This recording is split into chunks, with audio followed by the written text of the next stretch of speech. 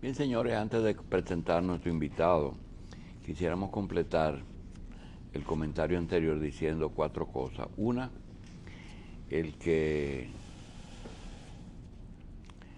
hay una conquista. Aquí se ha puesto que hasta decir las cosas que nunca se dijeron ya es un avance. Rubén Bichara anunció no solamente la revisión de contratos, sino también anunció la fusión de las EDES. Es decir, un disparate que costó miles, y yo creo que hasta de millones.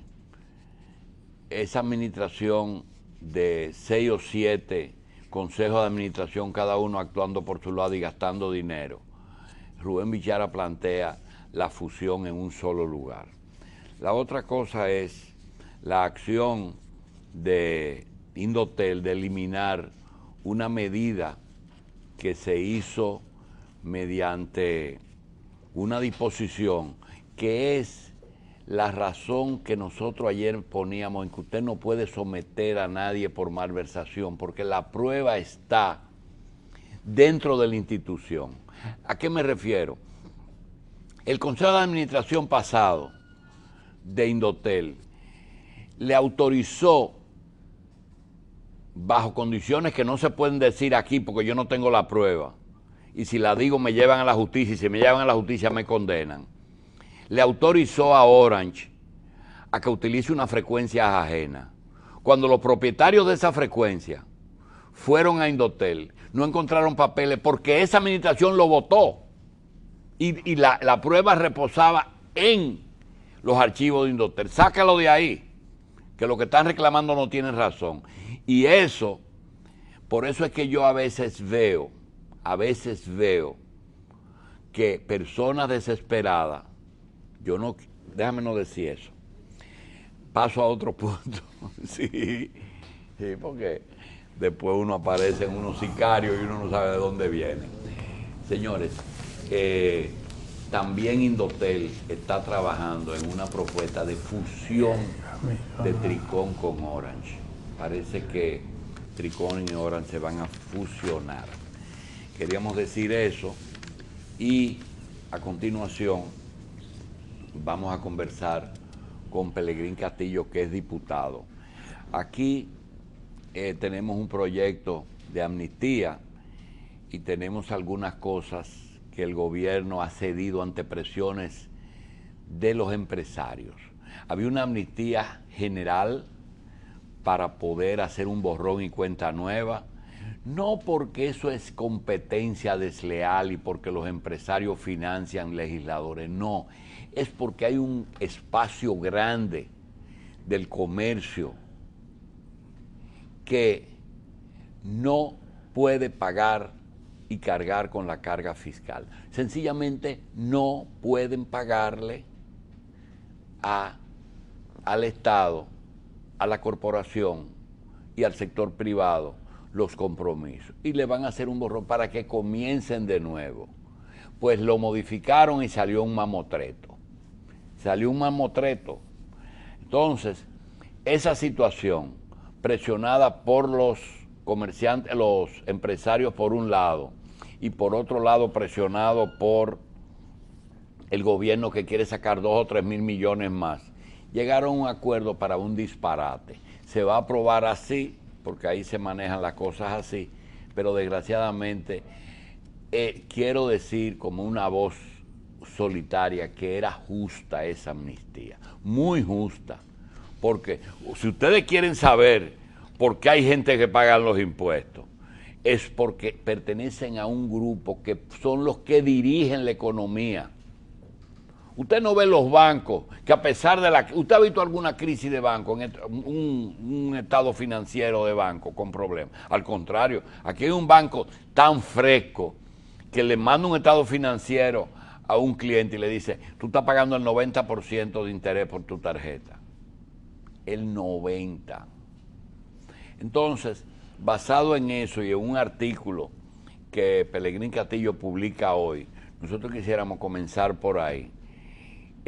no tuvimos tiempo de leerlo, pero no de analizarlo. ¿Qué significa el que fuera del sector privado hay más presión tributaria que dentro del Estado? Adelante, doctor. Muy buenos días, un saludo a ustedes, al doctor, a Machi, a Gracie y a los amigos y amigas televidentes de Revista 110.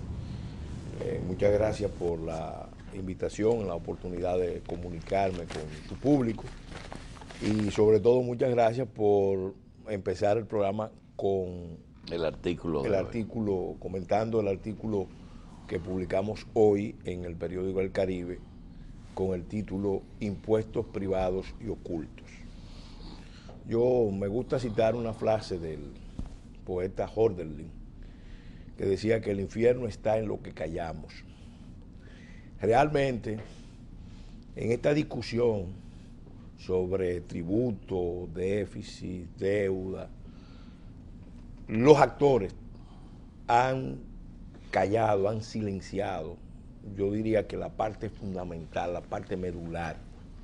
En un documento que yo publiqué que se llama Más allá de la reforma fiscal, que se lo hice llegar a los integrantes del Consejo Económico y Social,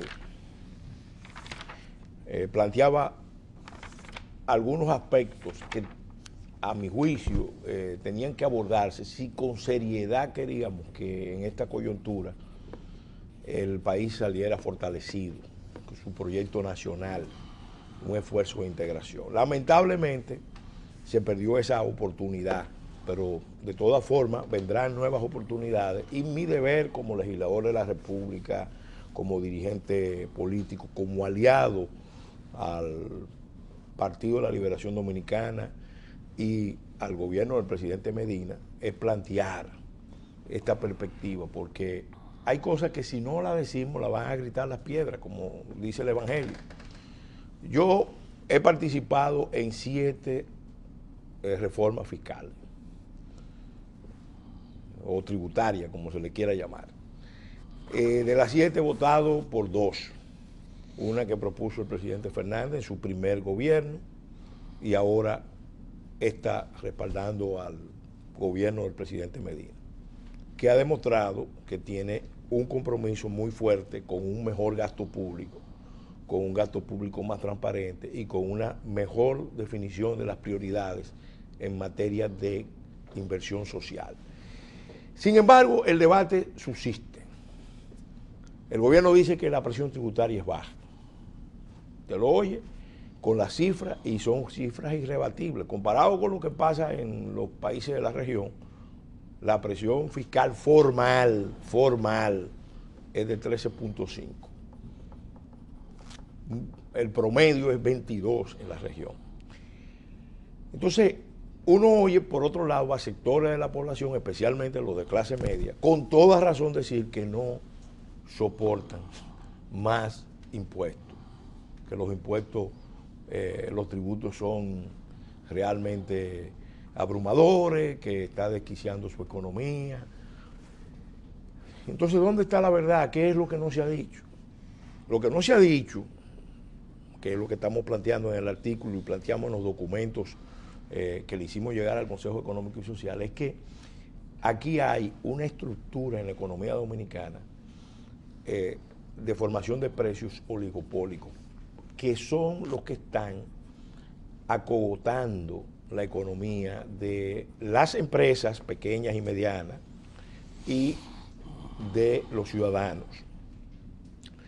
Y esos precios oligopólicos en realidad funcionan como si fueran impuestos, con la diferencia de que no se discuten, no hay un proceso de regateo, de contestación, ni siquiera hay oportunidad de protestarlo mucho. Entonces, si el gobierno va a aumentar la presión tributaria, porque es legítimo que lo aumente, porque va a aumentar el gasto, y además el Estado tiene que fortalecerse, porque tiene demasiada demanda y poca capacidad de respuesta. También el gobierno tiene la obligación, que es lo que estamos planteando, de abordar el tema de los precios oligopólicos, de bajar la presión de los precios oligopólicos sobre las familias, Pero sobre las empresas. hay un proyecto alternativo, doctor, porque las alianzas tienen que ser coherentes y decentes. Si soy tu aliado o no soy tu aliado. Ahora, soy tu aliado incondicional. Tengo una alternativa que no sea demagógica para contrarrestar eso. ¿Existe la alternativa? Claro, eso que estamos planteando ahí es no solamente perfectamente viable, sino que incluso está determinado hasta por leyes que se han aprobado. Nosotros aprobamos la ley de competencia hace 4 años en el Congreso. Todavía es la hora que no entra en funcionamiento porque se nombró el organismo, pero se le han dado unos presupuestos raquíticos. Creo que le falta un reglamento o un director ejecutivo. Es decir, que no hay que legislar mucho. No hay que legislar, aquí es un asunto más de tomar decisiones. Y yo pongo un ejemplo que yo creo que es la prioridad ahora mismo, que es la reforma de la industria eléctrica. Porque ahí se nota el tema de los precios oligopólicos. En realidad es un rasgo de la economía dominicana, y no solamente de la economía dominicana, de la economía mundial. Joseph Stiglitz, en el último libro que publicó de este año, que se llama El precio de la desigualdad, tiene un subtítulo que lo dice todo. El 1% tiene lo que el 99% necesita. La economía mundial, dentro de un esquema de financiarización y de encallanamiento de la economía, se ha ido concentrando en unos niveles increíbles. Y eso se ha replicado en todos los países. Aquí se ha replicado. Eso se parece a las declaraciones de Correa, que refiriéndose a la crisis inmobiliaria dijo: hombres sin casas y casas sin hombres, pero los bancos con todo en la mano. Entonces, ese problema es el problema que el Estado Dominicano tiene que abordar. Y por donde debe empezar, lo digo en el artículo, es por la reforma del Licenciado, similitud entre ese trabajo de hoy sobre los oligopolios y los 200 millonarios patrióticos que le dicen a Obama: ponga más impuestos, que yo pago menos que la que me sirve el café y que el que me... Yo en el documento, más allá de la crisis fiscal, le digo a los sectores empresariales nacionales, especialmente a los nacionales, que ellos tienen que darse cuenta de que este es un momento singular, porque hay ya un punto de inflexión. Estamos en la antesala de una crisis mundial muy severa, que viene del 2008, pero va a entrar en una fase de recaída. Y aquí, como país, tenemos que pensar en fortalecer el proyecto nacional. Eso implica sacrificio de todos los actores, especialmente de los que más pueden. ¿Y por qué Leonel logró mantener el país a flote? Porque el presidente Fernández manejó una coyuntura internacional diferente a la que está ahora mismo enfrentando. Entonces Danilo no tendrá los mismos resultados. Tiene todas las oportunidades, tiene toda la perspectiva, pero hay que cambiar el enfoque. Y yo creo que el presidente Medina está demostrando que está decidido a tomar, como dice la expresión, el toro por los cuernos. ¿Pero usted cree que en austeridad no se desarrolla un país? Yo no creo que hay que reducir el gasto público, lo dije claramente, pero sí creo que hay que gastar mejor. La austeridad es necesaria, pero austeridad no significa que se baje el gasto público, sino que se gaste mejor, que se definan mejor las prioridades, porque estoy totalmente de acuerdo que el gobierno no puede despilfarrar, no puede hacer gastos suntuarios, tiene que marcar la pauta del consumo austero para la sociedad. Usted sabe cuál era una de las frases después de la Segunda Guerra, de la Guerra Civil Española. En el gobierno del general Franco se acuñó una frase para llevar a los españoles a una vida austera. Entonces decía: tú puedes, el país no. Hay cosas que nosotros tenemos que moderar, porque aquí también hemos creado una economía de lucro fácil por un lado y de consumo desbordado. Sí, pero hay algunas cosas que se han salido un poquito de lo previsto. Todo el mundo, yo creo que usted está inscrito dentro de ese sector, pensaba que este era un periodo como de respiro, como es un hombre que ha asumido el poder sin futuro, es decir, que no estamos frente a un hombre que estamos luchando por una reelección, sino que, como dijimos a principio, Danilo es el presente, Leonel podría ser el futuro, pero es el pasado. Ahora, todo el mundo esperaba que haya un respiro político y que tuviéramos 2 años para hacer estas cosas como la reforma fiscal, un reordenamiento presupuestario, una concientización de eso de que usted dice que en España tú puedes, de que la población entre a participar de todas esas cosas y de todas esas cosas que usted ha propugnado desde que está metido en estos líderes. Pero tú tienes un Leonel, es para adelante que vamos y hasta luego.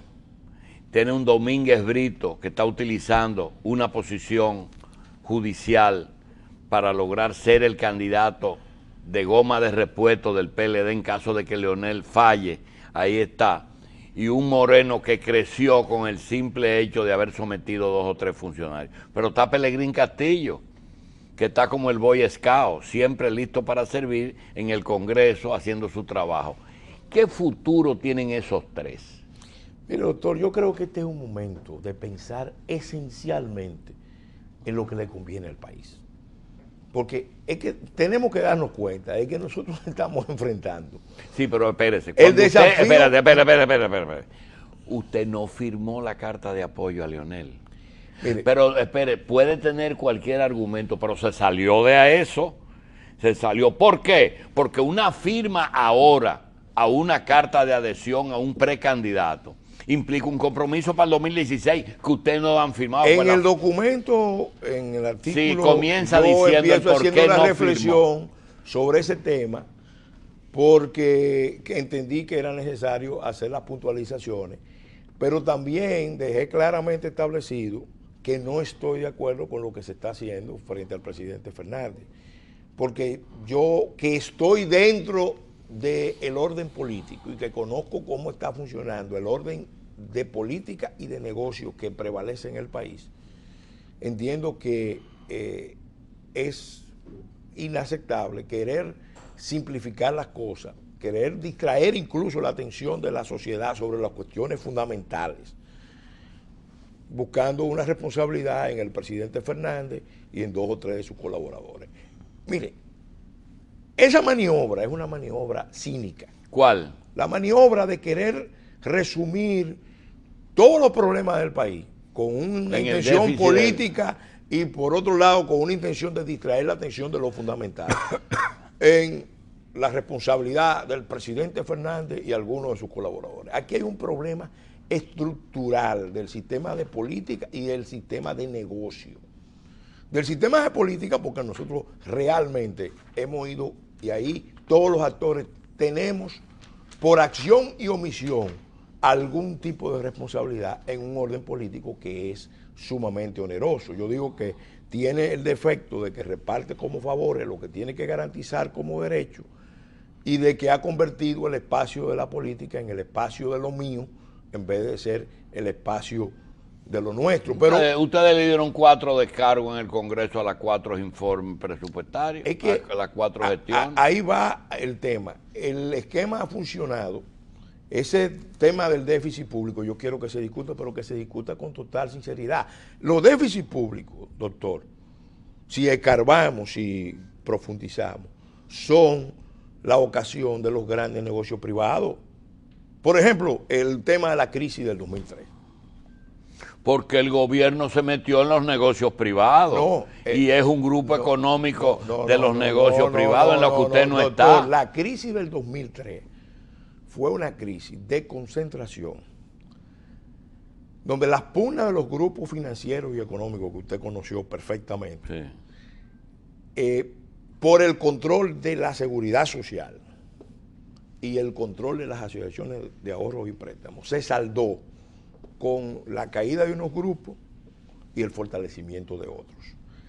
A la sociedad se le dijo que se estaba haciendo un rescate de un gran fraude.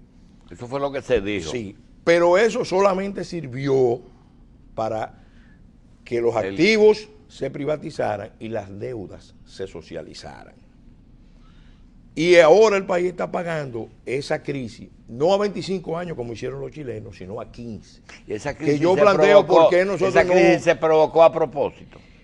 ¿O fue que salió? Ahí hubo una conjunción de factores. Estaba el factor político, estaba el factor internacional, estaba también la carrera alocada de endeudamiento público y privado. Ya desde el 2003. Claro, lo que dispara la crisis entre el 2000 y 2002 es que el endeudamiento público creció tanto, al mismo tiempo que el endeudamiento privado ya era alto, que los bancos para cubrirse empezaron a pagarle a sus corresponsales exteriores. No es cierto. Y ahí eso fue lo que ahí fue que surgió que dolariza tu deuda, ¿tú te acuerdas? Ahí detona la crisis. Ahora, pongo ese ejemplo, porque ese ejemplo ilustra bien, el país está pagando esa crisis, no a 25 años como hicieron los chilenos, sino a 15.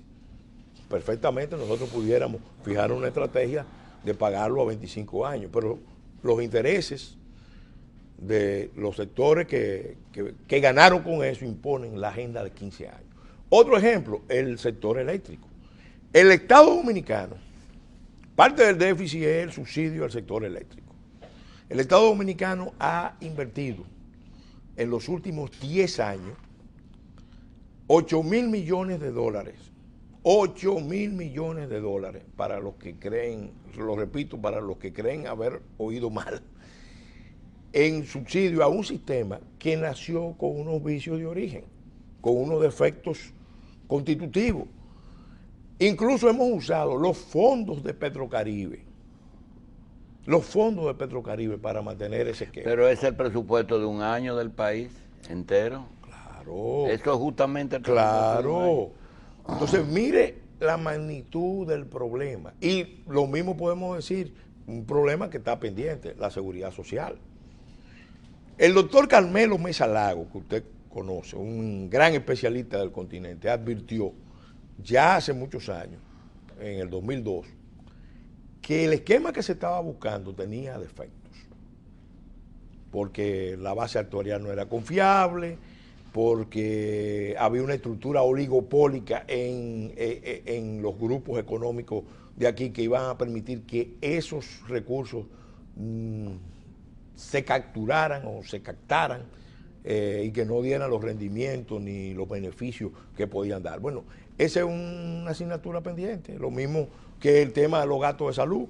Entonces, fíjese, usted está viendo que cuando se habla de déficit público, usted va a ver siempre un elemento de contrapartida de que son los grandes negocios privados. Incluso ahora, yo lo digo en el artículo, si no tomamos medidas oportunas sobre este particular, esa inversión del país, que es una inversión importantísima en educación, corre riesgo de ser capturada por las prácticas oligopólicas. Si fuera Narciso Izaconde y el doctor Moreno, si fueran las únicas voces contra la administración de Leonel, usted puede estar seguro que no hubiera respuesta, pero cuando aparece algún poder extranjero haciendo puntualizaciones que uno se encuentra un poquito raro, ¿verdad? Piensa que posiblemente ese poder no es que tiene nada personal contra un expresidente, sino que posiblemente no vea con buenos ojos la permanencia de un solo sector mucho tiempo en el poder y que hay que pensar en renovar esa fuerza. Vamos a hablar de eso, pero después de la pausa. La pregunta que hicimos es ¿por qué Estados Unidos no quiere a Leonel? ¿No quiere más PLD o no quiere más una organización, partido o persona mucho tiempo en el poder? Bueno, yo no creo que esa sea la lectura. ¿Y cuál es? El embajador Izaguirre dijo claramente que ellos están muy empeñados en que haya una política de fortalecimiento del Estado a través de la lucha contra la corrupción. Pero él no podía dejar los carajitos que él mandó para la calle a protestar.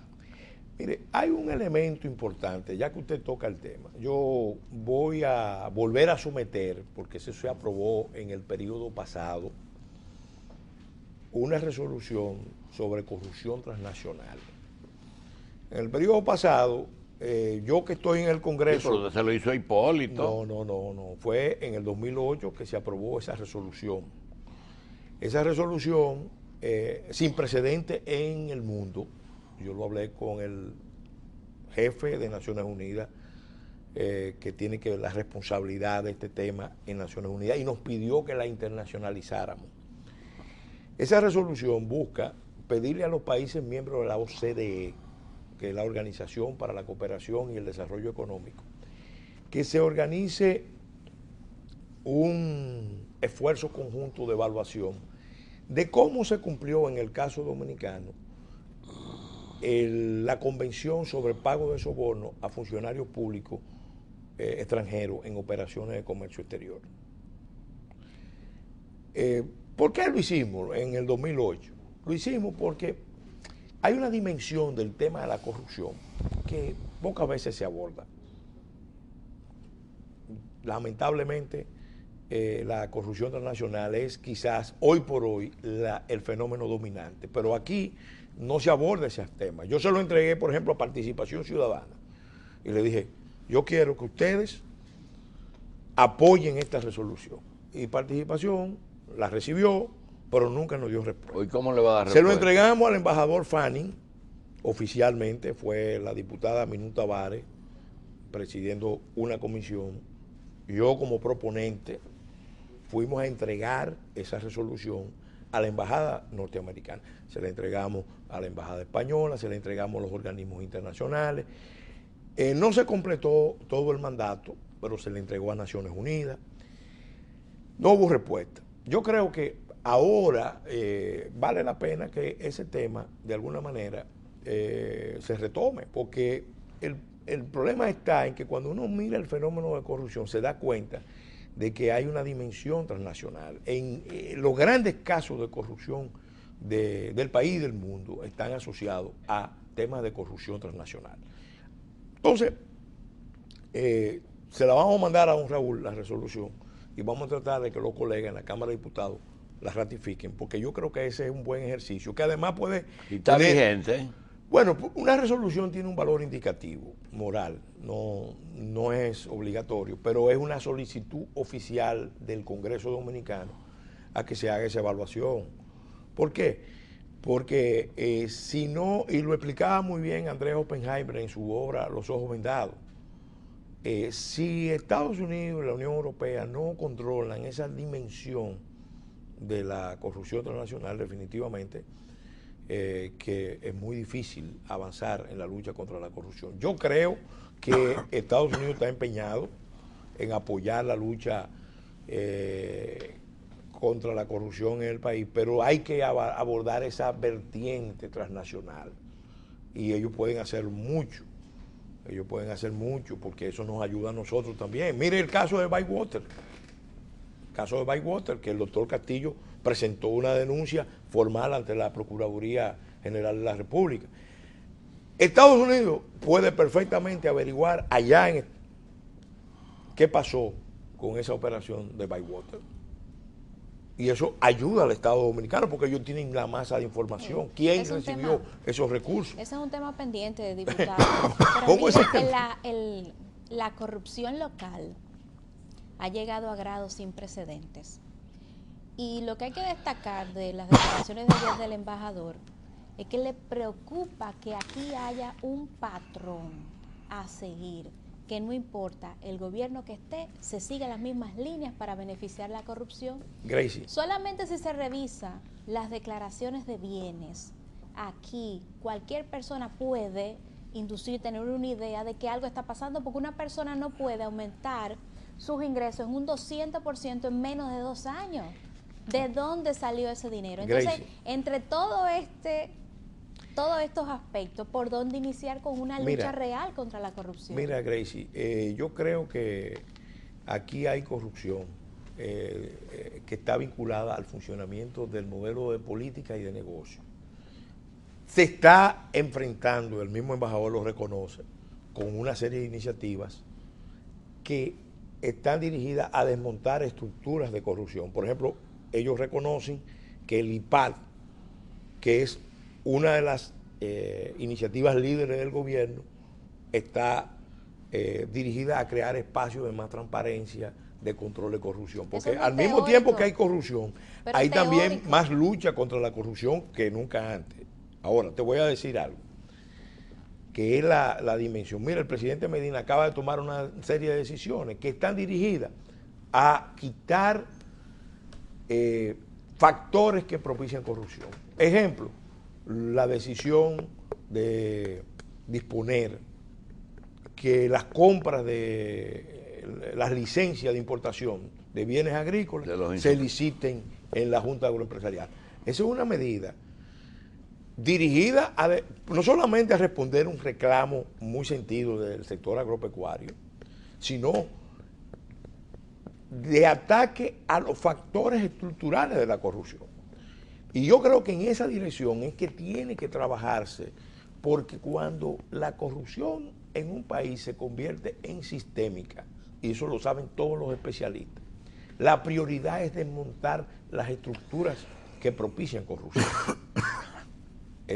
Los esfuerzos punitivos son importantes, si son ejemplares, pero lo decisivo, lo fundamental, lo que marca la diferencia es desmontar esas estructuras. Y eso se está haciendo.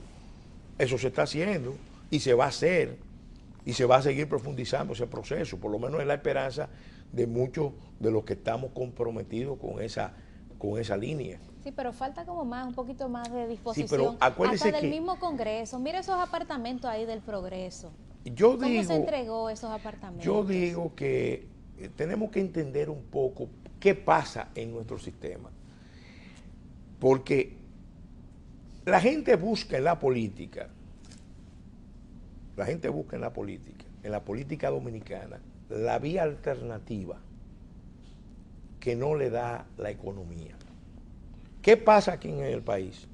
Que la economía está tan concentrada, tan concentrada, que la inmensa mayoría de la gente no puede realizar su vida a partir de su propio esfuerzo, en su empresa, en su profesión. Depende de que tienen por necesidad que empezar a buscar la vía de la política.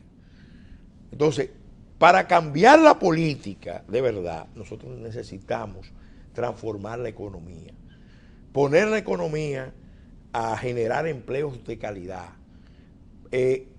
concebir la economía dentro de un proyecto nacional, sí, pero peor no de clave ni de es minorías. Cuando gran parte de los políticos tienen sus esperanzas cifradas en la política, en que los chiquitos están dependiendo de los grandes y tienen temor de expresarse. Parte del problema que está planteado. Por ejemplo, usted mismo se escabulle en muchas citas extrañas, que usted lo que quiero que me diga es el arranque temprano de una campaña electoral. Usted no lo puede evadir y me lo está evadiendo hace rato. Mire, yo estoy muy claro en una cosa, el país necesita más que nunca antes un esfuerzo de unidad, sin precedentes, porque estamos enfrentando un entorno global, regional, insular, sumamente complicado. Pero si los otros arrancaron y usted no ha podido arrancar, va a salir atrasado, doctor. Doctor, yo no estoy, ahora mismo mi prioridad, se lo digo con toda franqueza, viendo lo que está pasando, lo que ha pasado y lo que puede pasar, mi prioridad está en Entonces, levantar la conciencia del país. Lo mismo que me ha hecho en los últimos 16 años. Ya yo estoy viendo que en enero del 16 lo que vamos a ver es con quién nos vamos. No, doctor, mire. Pero seguro, mire, doctor, porque ya usted está madurito para eso. Mire, déjeme decirle, yo estoy en política, lo he dicho, lo sostengo y lo he probado. A mí no me mueven realmente ambiciones de carácter personal. Yo dije cuando lancé la candidatura, me interesa ser presidente en la medida en que se genere un movimiento con suficiente fuerza para producir los cambios que la sociedad dominicana necesita. Porque definitivamente ser presidente en una sociedad, en un estado en crisis, enfrentando un proceso de disolución de la política, del orden social, de la economía, a mí no me parece nada atractivo. Sí, esto está bien, pero mire, hay que quererlo, desearlo implementar el camino para buscarlo y hasta si hay que pelear por ello, hacerlo. Si no, no se consigue, doctor. Usted se quedó en el primer escalón. Mire, yo ante todo pienso en términos nacionales. Y si algo me caracteriza y si tengo alguna fuerza política o alguna influencia, tiene que ver mucho con el hecho de que las posiciones no están asociadas a ambiciones de tipo personal. Entonces tenemos un Viriato y un Juan Isidro Jiménez de la época del siglo XXI. Mire, vamos a vivir momentos sumamente complejos, sumamente difíciles. El mundo va a cambiar. La sociedad dominicana necesita cambiar. Nosotros, nuestro deber ahora, inmediato, no es desgastarnos en lucha de tipo personal, aspirando a candidatura extemporánea. Cada cosa tiene su momento. No acuse al país luego de no haberlo entendido y de ser malagradecido. Doctor, cada cosa tiene su momento. Y de que el mundo es de los malos, porque los buenos tenemos que decir que existimos. Doctor, cada cosa tiene su momento. Está bien, doctor. Ahora mismo, yo creo que, por ejemplo, en este programa, yo entiendo que estoy haciendo un aporte, pidiéndole a los actores, a mí me gustaría que el movimiento de protesta, se lo he dicho por las redes sociales, que redimensionen. Pero no es redes sociales, usted hizo un aporte me gustaría ver. Usted hizo un aporte muy bueno hoy diciéndole al país un aspecto que nosotros, yo inclusive no había visto, claro, que había un componente de impositivo grande en el sector privado, sí, claro, y que hasta uno, sin embargo, claro, y los que están gritando por una cosa son justamente y los es que una están contradicción creando. Porque el gobierno no puede subir la presión fiscal mientras no baje la presión de los precios oligopólicos. Sí. Entonces, esa dimensión, el pueblo dominicano tiene que entenderlo. Y los actores políticos, si somos responsables, también tenemos que plantearlo. Ahora hay actores que prefieren ahora mismo simplificar todo y decir, esto fue un fraude, esto fue Leonel y tres más. Sí, lo que pasa es que no es en el parque. Vamos a decirle al país la verdad. No es en la página web ni es en el Parque de la Lid, es en Vallejuelo, doctor. Además, doctor, es en Vallejuelo. Acuérdese de esto. El que está en política sabe si tiene sentido histórico y tiene sentido trascendental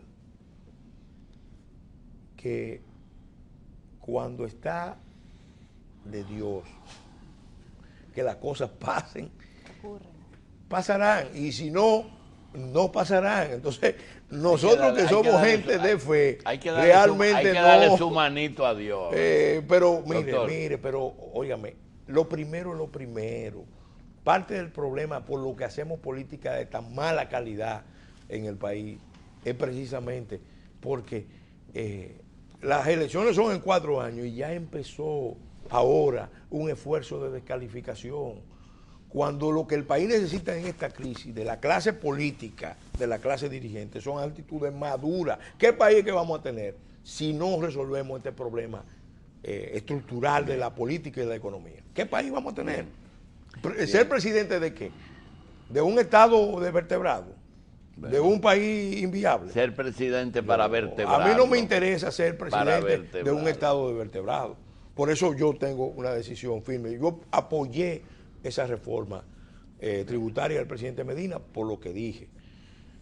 Está comprometido y lo ha aprobado con mejorar la calidad del gasto. Bien. Está comprometido con la transparencia del gasto. Y además, no podemos dejar al gobierno dominicano en la antesala de una crisis mundial sin los medios necesarios. Ahora, yo también me siento en el deber de plantear como aliado y como amigo que quiere el triunfo de este gobierno, porque nosotros luchamos para que este gobierno llegara, que este gobierno tiene la oportunidad de corregir al mismo tiempo, de corregir lo que está muy mal y de hacer lo que nunca se ha hecho. Sí ataca el tema de los precios oligopólicos que están realmente abrumando la economía popular. Bien, al doctor Pelegrín Castillo, gracias por estar aquí. Gracias.